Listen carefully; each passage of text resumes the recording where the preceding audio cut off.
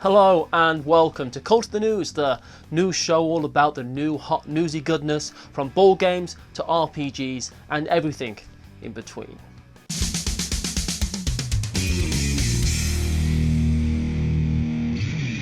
The Last of Us was a game that, well, honestly, it was a devastating emotional roller coaster.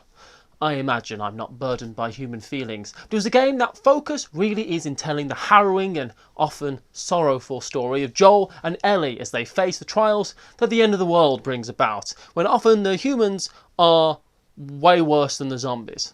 But for those of us that still need another kick in the heartstrings and a good kick in the ribs when we're down, just to be on the safe side, CMON are bringing The Last of Us back into our lives with The Last of Us, the board game.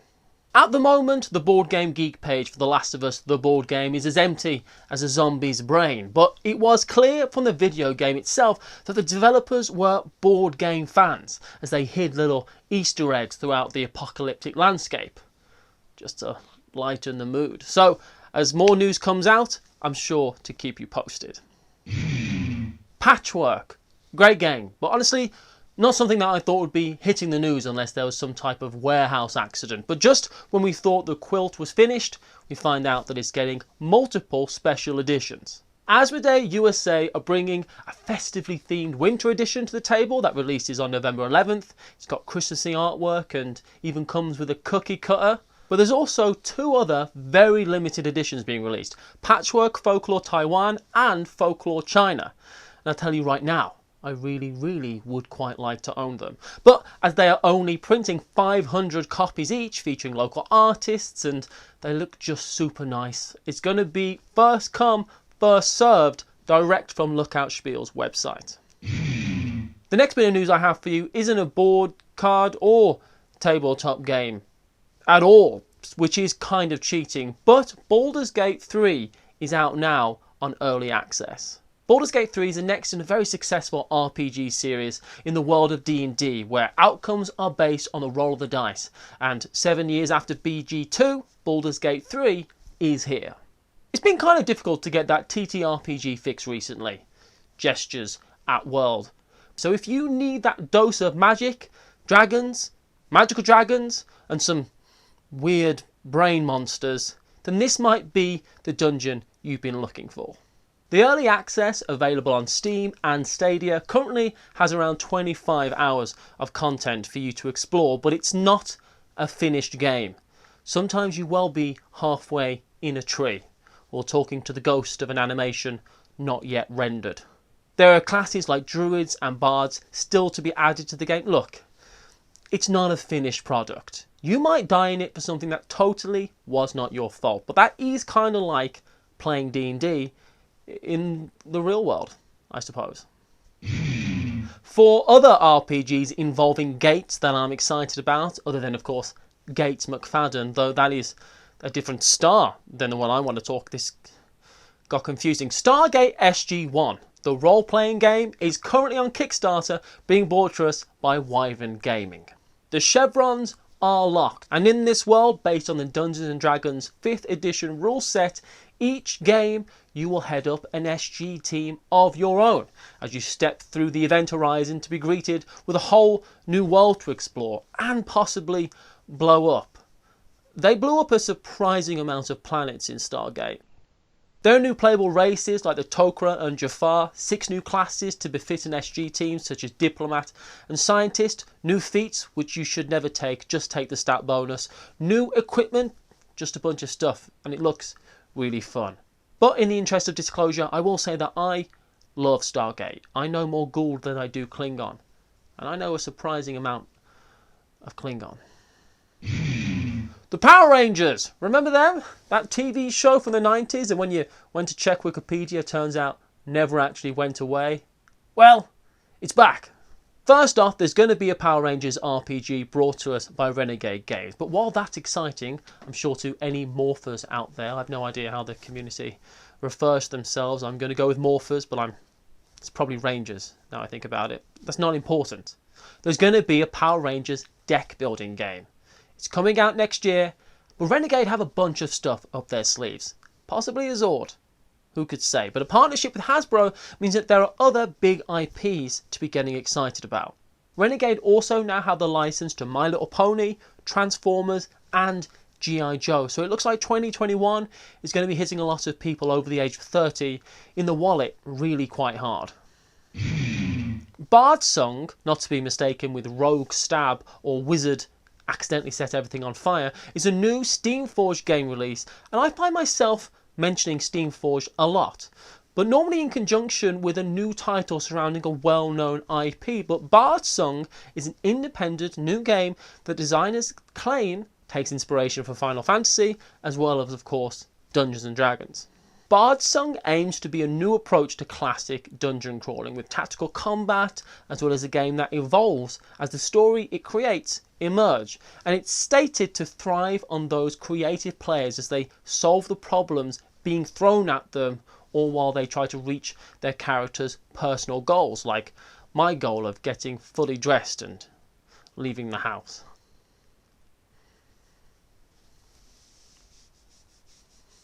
Pajama bottoms. The illusion. Giving players agency to choose their own path is at the core of the game's ethos, and if your path has buying Bardsung in it, like I assume many people as well, then check out their Kickstarter launching on November 10th. Okay, so there's this vending machine in Singapore that I really wanted to talk about, but then Ronnie told me I wasn't allowed to talk about it because it's got nothing to do with board games. But there's this other vending machine that does. It's Singapore's and the world's first board game vending machine. It's housed in the Singapore National Design Centre. It dispenses Singaporean designed games with an aim of supporting and promoting local game designers. And I would be physically unable not to buy a game from it if I was, for some reason, in the Singapore National Design Centre. Also, as some kind of fun news, turns out that the US military have commissioned a game from Rand Corporation to help teach US defense professionals how different strategies could affect planning factors across different agencies. The video teaser for the game, called Hedgemony, has a calming voice that I found slightly scary. But it's a game that doesn't use wargaming to plan ahead, but instead focuses on strategies to work out how to make difficult choices in a world of limited resources. And I was just annoyed because when I went to check on BoardGameGeek if it had a page, it doesn't, and I really would quite like to play it. It's probably terrible, but then I could say I had played it. Veiled Fate, a game of hidden influence, is on Kickstarter right now, and I know this because it was emailed to me at news@watchitplayed.tv, and I'm glad that it was, because this is a game that looks really good. As far as my personal taste goes, this is in the running for the best looking game of the year, but I like to mix Coca-Cola with espresso, so that's my, what's my opinion mean to anyone at that point. According to the team behind the game, Veiled Fate is all about hiding in plain sight, where 2 to 8 players will carefully plan like a strategy game, but also be using the player interaction of a social deduction game, in which the creators call strategic deduction. I'd have mashed that together and just called it seduction, but that's just me.